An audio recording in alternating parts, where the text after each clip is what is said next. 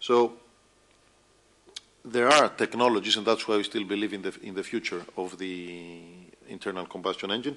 And also this has to do with diesel engines. As you know, Mercedes-Benz is one of the largest diesel engine producers in the world. We do believe that there is still substantial economies to be gained by diesel engines, and we have also launched for years now particulate filters, and we have also SCR, which is technology which does selective recirculation of gases to clean them up, and the addition of AdBlue, which is afterburning cleaning technology, which really leaves very low residue or no residue and extremely low emissions.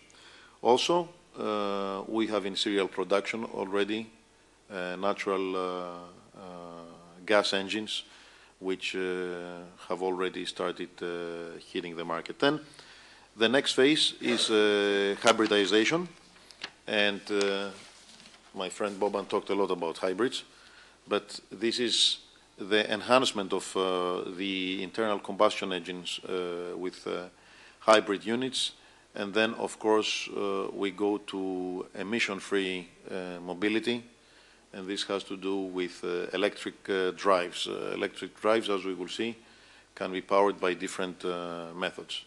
Of course, fuels, we heard about fuels this morning, are very essential to this process. And of course, in the future, we will have to seriously start living with solutions of hydrogen, because fuel cell is one of the solutions of the future, and this is hydrogen-based as fuel. Next slide, please.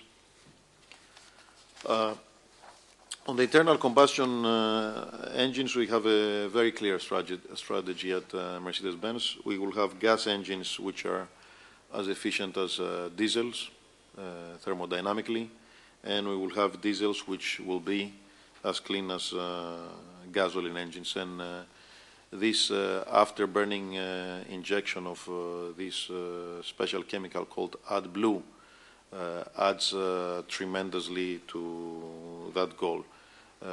Next slide, please.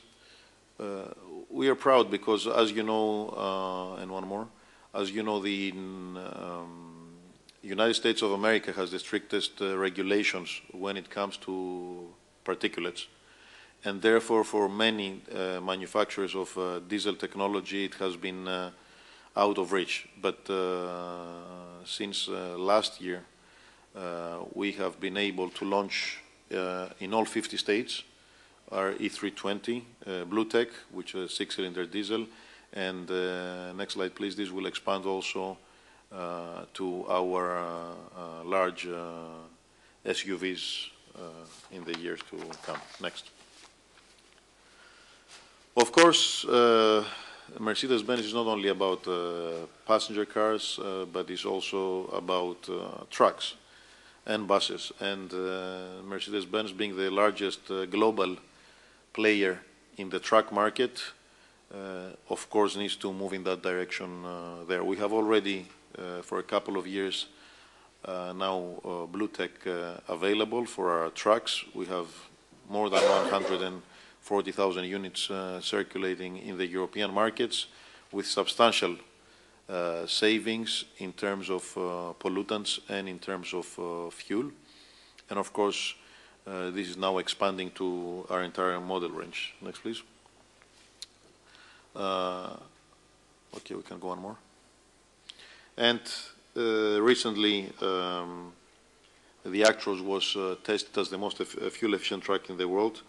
This vehicle ran for 24 hours non-stop with 40 tons gross vehicle weight, which is the maximum allowable on the European roads, and managed to achieve a fuel consumption of only 19.5 liters of fuel, which for such a vehicle is really tremendous. Next slide, please. If you can click once more. So, of course, now we are talking about blue efficiency. Blue efficiency is another effort of Mercedes-Benz, which is basically an optimization of aerodynamics, drivetrain, tires, and all the components and aggregates of the vehicle to achieve improved fuel consumption. One more slide, please. And we still believe that there is a lot of good that can come from fine-tuning of today's engineering. And this is proven, for example, in our Blue Efficiency C-Class, where with optimization of main aggregates and aerodynamics, the consumption goes down 12%. And actually, we had an interesting test drive about 10 days ago here in Belgrade, where we took 14 regular vehicles, A-classes, A160 CDIs, and we drove them on 20 liters of fuel to see how far we can go, and basically to prove that with careful driving, substantial economies can be achieved. This is something we tend to forget, that driver education is something very important.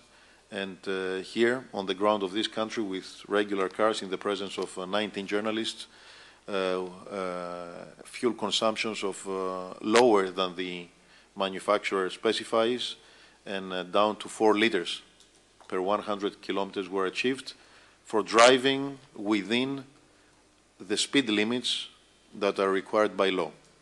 Simply by being a little bit careful and following the speed limits, we achieved this for a 2-liter engine vehicle. So substantial savings, not only on the engineering side can be achieved, but also on the driver education side.